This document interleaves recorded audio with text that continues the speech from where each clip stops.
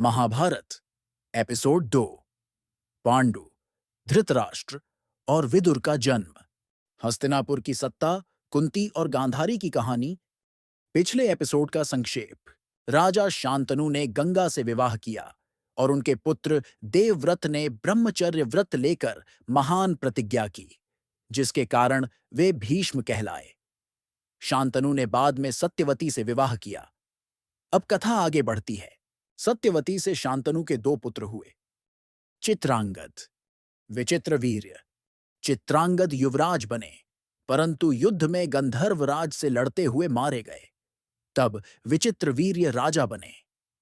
भीष्म ने उनके लिए काशी से 3 राजकुमारियों का स्वयंवर जीतकर विवाह कराया, अंबा, अंबिका और अंबालिका। लेकिन अंबा का हृदय किसी और के लिए था, इसलिए उसने विवाह नहीं किया। विचित्रवीर्य ने अंबिका और अंबालिका से विवाह किया, परंतु अल्पायु में ही उनकी मृत्यु हो गई।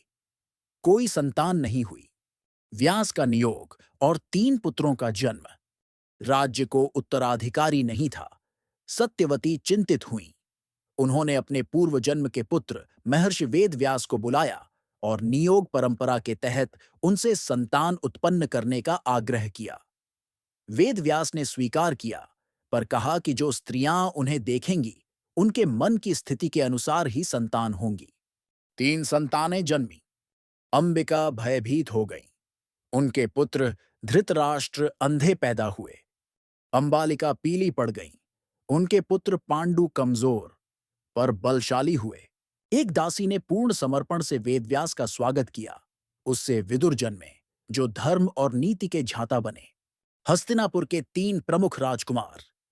धृतराष्ट्र अंधे थे, इसलिए राजा नहीं बनाए जा सके।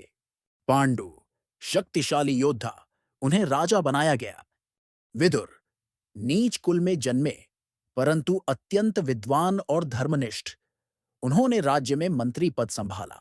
पांडु का विवाह प्रथा कुंती और मद्र देश की राजकुमारी माद्री से हुआ। धृतराष्ट्र का विवाह गांधारी से हुआ, जो स्वयं नेत्रवती थीं, लेकिन उन्होंने पति के प्रति समर्पण दिखाते हुए आंखों पर पट्टी बांध ली। राजा पांडु एक दिन शिकार के लिए गए और एक आर्षी, जो मृग रूप में थे, को तीर मार दिया। आर्षी ने क्रोधित होकर श्राप दिया, यदि तुम कभी किसी स्त्री के साथ संसर्ग करोगे तो तुम्हारी मृत्यु हो जाएगी। पांडु यह सुनकर भयभीत हो गए और राज्य छोड़कर वन में तप करने चले गए। उन्होंने हस्तिनापुर की बागडोर धृतराष्ट्र को सौंप दी। हस्तिनापुर में सत्ता की बागडोर अब अंधे धृतराष्ट्र के हाथ में थी। पांडु वन में तपस्या कर रहे थे। विदुर नीति और धर्म का पालन कराने में लगे थे।